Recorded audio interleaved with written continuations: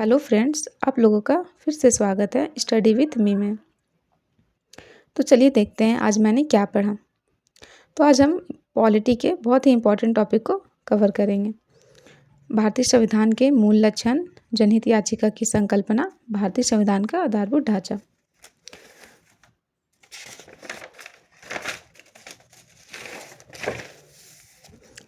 तो चलिए डायरेक्ट आते हैं क्वेश्चन पे। भारतीय संविधान के मूल लक्षण,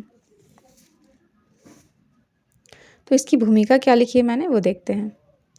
भारतीय संविधान विश्व के सबसे विस्तृत, लिखित तथा अनूठे संविधानों में से एक है।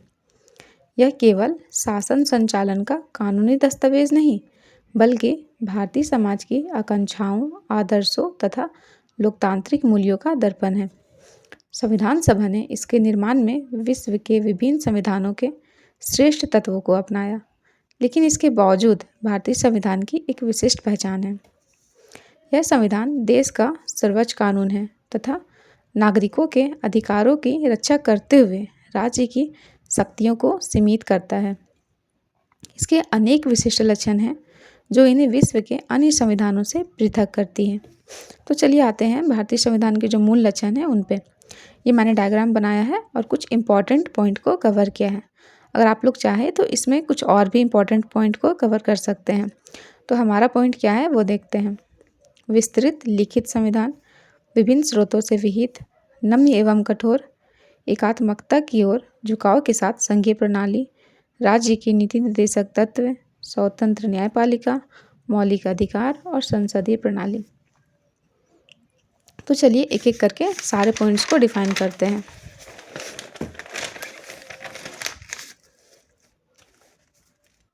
तो हमारा पहला पॉइंट क्या है वो देखते हैं। विस्तृत लिखित संविधान, यह विश्व का सबसे विस्तृत लिखित संविधान है। प्रारंभ में इसमें 395 अनुच्छेद, 22 भाग एवं 8 अनुसूचियाँ थीं। वर्तमान में इसमें 448 अनुच्छेद, 25 भाग एवं 12 अनुसूचियाँ हैं। तो इसके विस्तृत होने के क्या कारण थे?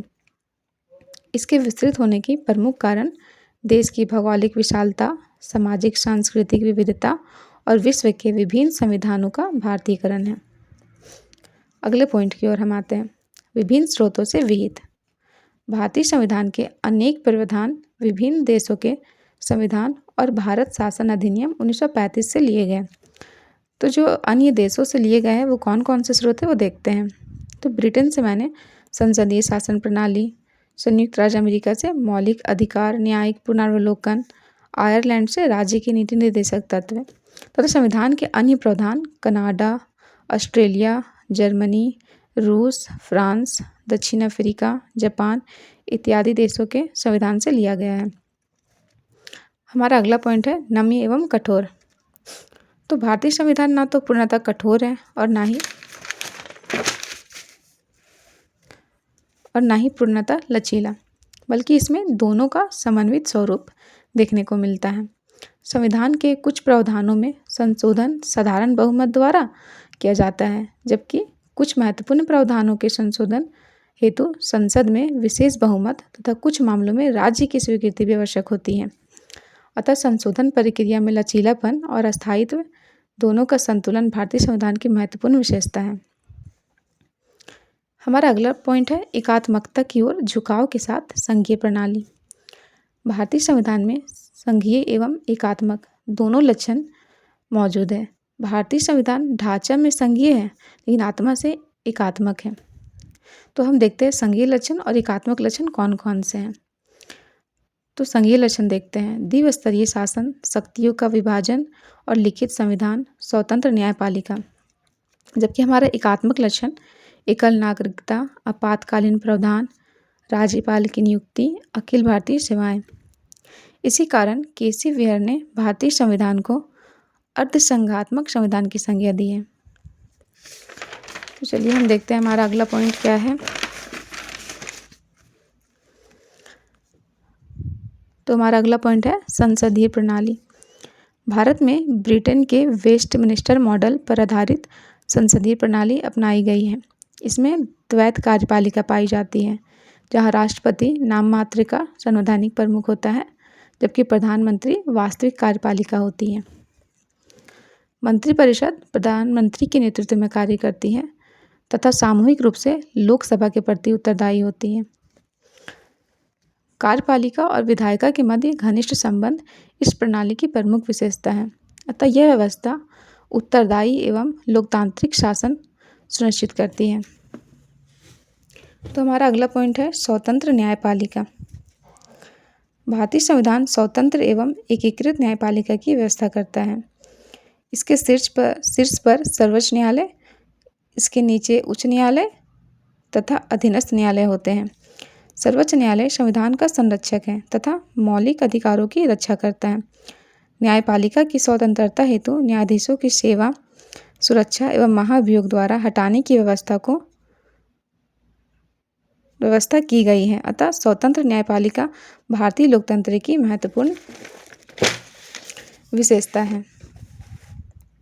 मौलिक अधिकार, हमारा अगला पॉइंट क्या है? मौलिक अधिकार। भारतीय संविधान के भाग 3 में नागरिकों को 6 मौलिक अधिकार दिए गए हैं। मैंने 6 मौलिक अधिकारों को लिखा है अनुच्छेद के साथ ताकि आंसर थोड़ा अच्छा दिखे। समानता का अधिकार अनुच्छेद 14 से 18 तक, स्वतंत्रता का अधिकार अनुच्छेद 19 से 22, शोषण के विरुद्ध अधिकार अनुच्छेद 23 से 24, धार्मिक स्वतंत्रता का अधिकार अनुच्छेद 25 से 28, सांस्कृतिक एवं शैक्षिक अधिकार अनुच्छेद 29 से 30, संवैधानिक उपचार का अधिकार अनुच्छेद 32। अब देखते हैं इसका उद्देश्य क्या था। इसका उद्देश्य राजनीतिक लोकतंत्र को मजबूत करना तथा कार्यपालिका एवं विधायिका की मनमानी पर नियंत्रण स्थापित करना। अधिकारों के उल्लंघन की स्थिति में हम क्या कर सकते हैं? नागरिक सीधे सर्वोच्च न्यायालय की शरण ले सकते हैं, जो अधिकारों की रक्षा के लिए बंदी प्रत्यक्षीकरण, परमादेश, अधिकार परीक्षा व उत्प्रेषण जैसे अभिलेख या रीट जारी कर सकता है। राज्य के नीति निर्देशक तत्व। डॉक्टर BR अम्बेडकर ने इन्हें संविधान की नवीन विशेषता कहा था। संविधान के भाग 4 36 से 51 में इनका उल्लेख है। इनका उद्देश्य सामाजिक, आर्थिक एवं राजनीतिक न्याय स्थापित कर कल्याणकारी राज्य की स्थापना करना है। इन्हें न्यायालय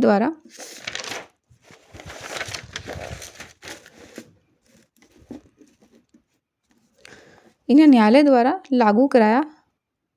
लागू नहीं कराया जा सकता, लेकिन ये शासन के लिए मौलिक है। कुछ वाद को देख लेते हैं। मिनर्वा मिल्स वाद जो 1980 में हुआ था। सर्वोच्च न्यायालय ने मौलिक अधिकार और नीति निर्देशक तत्वों के बीच संतुलन पर बल दिया था। हमारा अगला टॉपिक है मौलिक कर्तव्य। मूल संविधान में मौलिक कर्तव्यों का कोई प्रावधान नहीं था।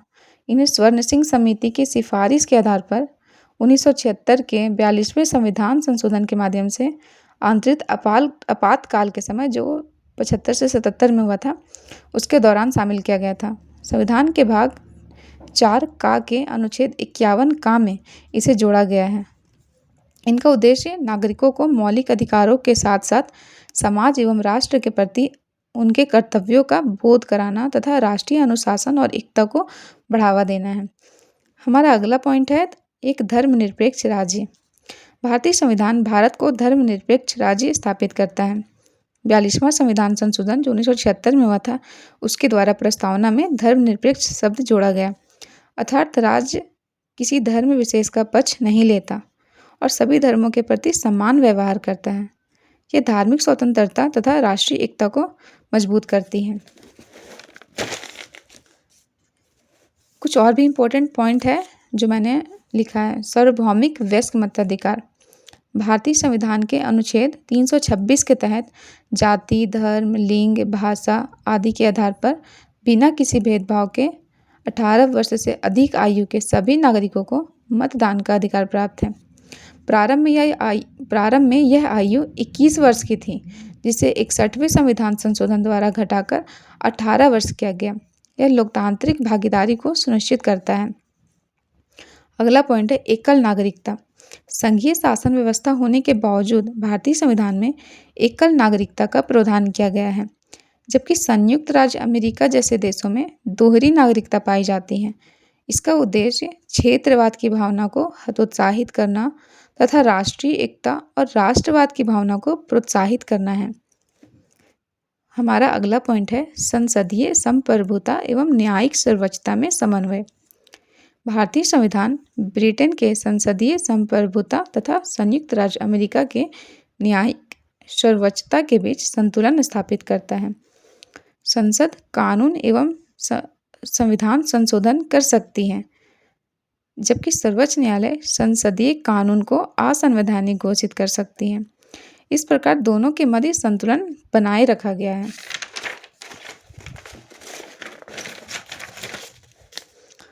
हमारा अगला पॉइंट है आपातकालीन प्रावधान। तो 3 तरह के प्रावधान किए गए हैं। राष्ट्रीय आपातकाल, अनुच्छेद 352, राज्य आपातकाल, अनुच्छेद 356, जिसे राष्ट्रपति शासन भी कहते हैं, वित्तीय आपातकाल, अनुच्छेद 360। तो आपातकाल के दौरान संघीय व्यवस्था अस्थायी रूप से एकात्मक स्वरूप ग्रहण कर लेती है और केंद्र की शक्तियां बढ़ जाती हैं। यह संकट के समय राष्ट्रीय एकता बनाए रखने में सहायक है। त्रिस्तरीय सरकार। भारतीय संविधान में केंद्र, राज्य एवं स्थानीय सरकारों की व्यवस्था की गई है।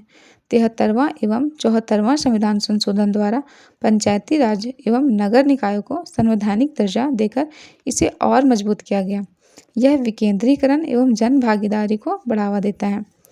अगला पॉइंट है हमारा सहकारी समितियाँ। तो 97वां संविधान संशोधन अधिनियम जो 2011 के दौरान संविधान में भाग 9B तथा अनुच्छेद 243ZH से 243ZT जोड़कर सहकारी समितियों को संवैधानिक दर्जा दिया गया। इसका उद्देश्य लोकतांत्रिक प्रबंधन, स्वायत्तता तथा आर्थिक सशक्तिकरण को बढ़ावा देना है।